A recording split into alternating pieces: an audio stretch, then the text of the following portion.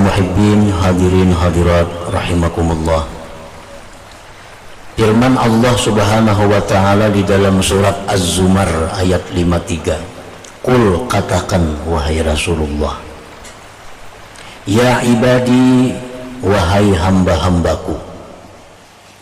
Ulama tafsir menjelaskan bahwa yang dimaksud Allah dengan wahai hamba-hambaku itu adalah orang-orang yang beriman dengan Allah.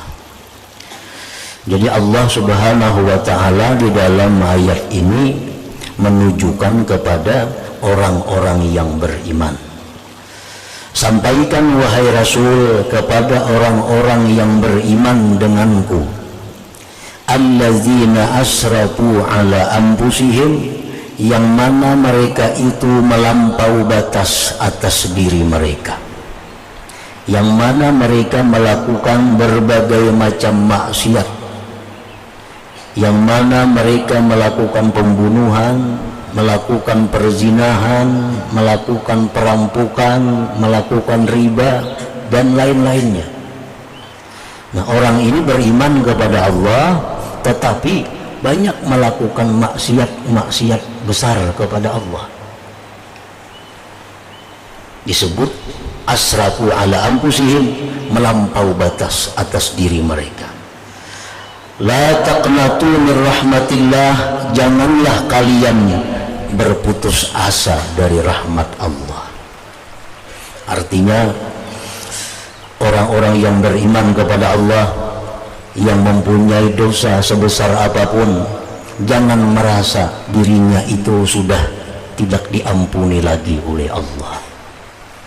Orang yang membunuh, orang yang berzina, orang yang melakukan pencurian, jangan merasa bahwa pintu tobat sudah tertutup baginya.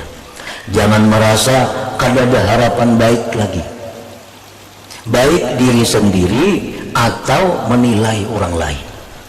Misal kita ada melihat orang yang kelakuannya luar biasa maksiat, lalu jar kita, wah ini tuh kada ada harapan baik lagi. Nah, ini jangan. Merampok ada lawan inya, membunuh ada lawan inya, berjudi ada lawan inya. Lalu kita melihat, dah ini tuh kada ada harapan baik lagi. Nah, ini bertentangan dengan Al-Quran. Baik yang dirinya sendiri atau orang lain, janganlah kalian merasa putus asa daripada rahmat Allah Ta'ala.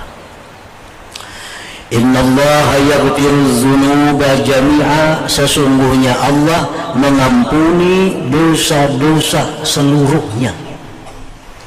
Innahu huwal ghafurur rahim, sesungguhnya Allah itu maha pengampun lagi maha penyayang.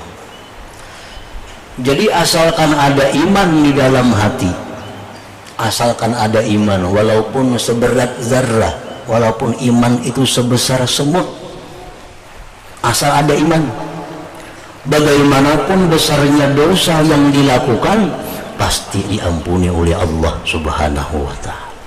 Cuma Allah itu mengampuni, bisa pengampunan itu diberikan sebelum masuk api neraka, bisa ampunan itu diberikan sesudah dimasukkan ke dalam api neraka. Pokoknya asal kita ada iman kepada Allah, bagaimanapun dosa-dosa yang dilakukan pasti diampuni oleh Allah. Nah, cuma tergantung ampunan Tuhan nih. Apakah kita diampuni langsung, kata dimasukkan dulu ke dalam neraka, atau dimasukkan dulu ke dalam neraka hanya diampuni oleh Allah Subhanahu wa ta'ala. Pokoknya pasti diampuni, karena Allah itu maha pengampun dan maha penyayang.